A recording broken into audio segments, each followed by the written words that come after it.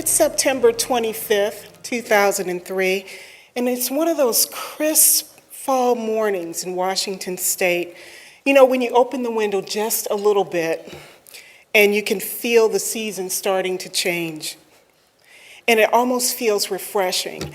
And just out of the corner of my eye, I can see Mount Rainier, and it's spectacular.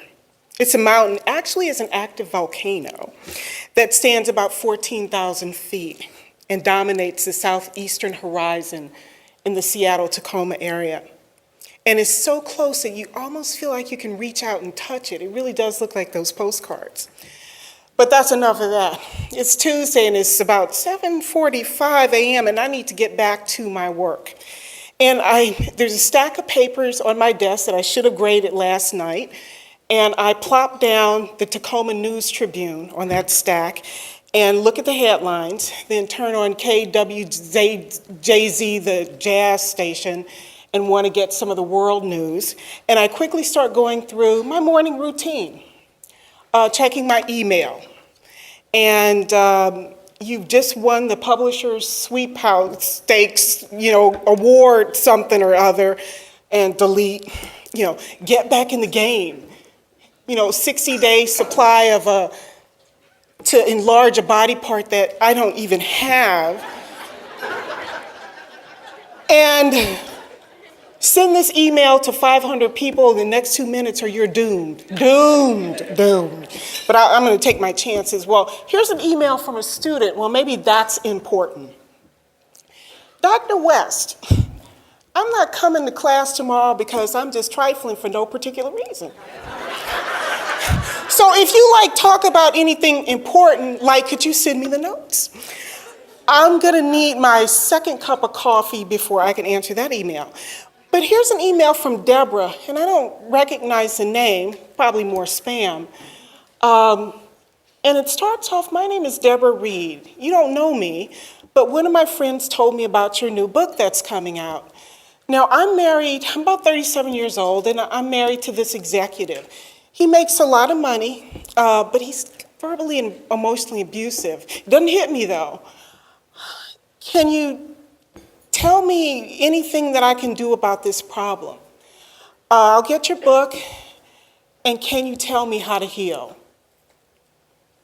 Can you tell me how to heal? It was such a simple request, but it was much more complicated than that. And I felt really sad because I did not have this easy answer for her. And I wish I did. So I looked out the window again and I saw Mount Rainier. And it was there like it had been for, I guess, hundreds of thousands of years. The mountain hadn't changed, but I felt like I had. And it helped me to recognize why I do this important work. So the moral of that particular story for me is, I sent her some words of encouragement, told her about some therapists in her area, and I thought about Marian Wright Edelman, activist and founder of the Children's Defense Fund.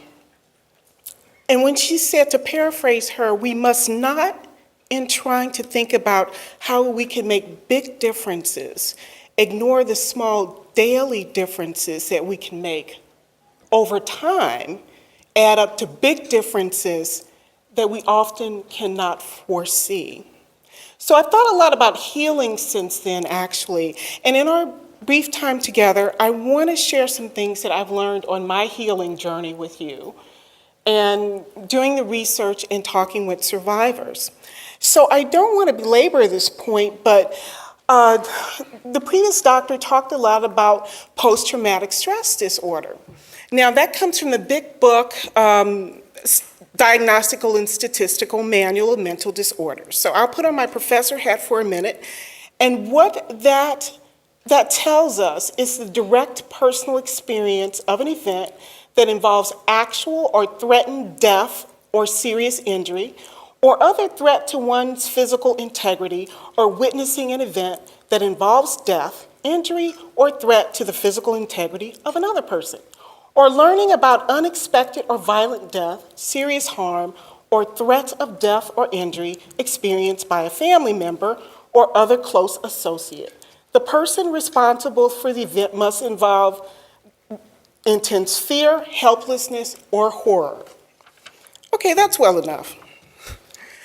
And they go on to list, the book goes on to list other possible traumatic events such as combat, sexual or physical assault, robbery, being kidnapped, being held hostage, a terrorist attack, et cetera, et cetera. What is missing from this definition, though, is really the faces of trauma. What's missing from the definition is when 36 school-aged children and teenagers are murdered in Chicago, probably like one a week practically, the faces of their parents and loved ones and how they're coping with that. What's missing from this definition of trauma for me is the chronic ongoing nature of trauma and domestic violence, and we saw that in a lot of the panels this week. So what does it mean to be brutalized by somebody you love and you want to love them? What's missing from this definition of trauma is a historical and intergenerational definition of that, the nature of that. It reminds me of listening to my grandmother when I was younger at the kitchen table, and she would tell me stories of people in our family who had been lynched, and then thinking about later growing up and listening to Billie Holiday, I mean, like really listening to her song Strange Fruit, where she said, "Southern trees bearing strange fruit, blood on the leaves and blood at the root.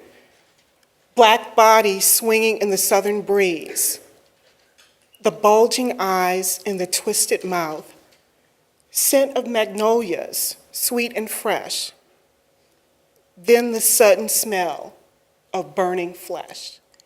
And what it must have been like for my grandmother to grow up in this horribly abusive home with a terribly abusive father, to then move to a home with an abusive husband, and to be living in Arkansas and smelling burning flesh and know what that meant, and the trauma that she never really talked about, but that was always there.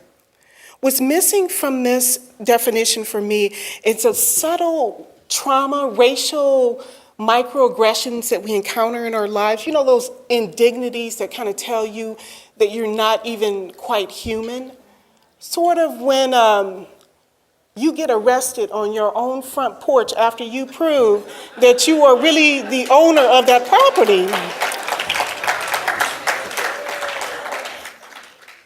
And the message there certainly is that no matter what you do, no matter how much you achieve and how successful you are, that your physical integrity is never quite protected. And that at any point, authority figures can come into your home, come into your vehicle, and detain you, arrest you because you look like somebody who fits the description of somebody who's done something. So that's a type of trauma that oftentimes gets overlooked in our standard definition of trauma. Which brings me to actually another story of a student. Imagine she walks into your office, and you go back to your work, and her name's Marie. She's a 25-year-old graduate student. And she comes in and she sits down, and you can tell that she's got something to tell you. She's got something to tell you. Are you listening? You know that look where they're looking at you and thinking, are you safe? Can I really talk to you? You look uncomfortable in your chair. Maybe you feel more comfortable laying on my desk. That's what I said. That's what I said. This was Dr. You remember him, dark hair, about 38 years old. He's a clinical psychologist, and he works over in the Statler Hall in the psychology building. Well, I was in his office. He said that I needed extra supervision to work with this client I'm seeing. Well, maybe I did need some extra help. So I went there, but he always likes to meet like after classes around 6 or 7 o'clock at night when nobody's really around. And I felt kind of scared, but I went anyway.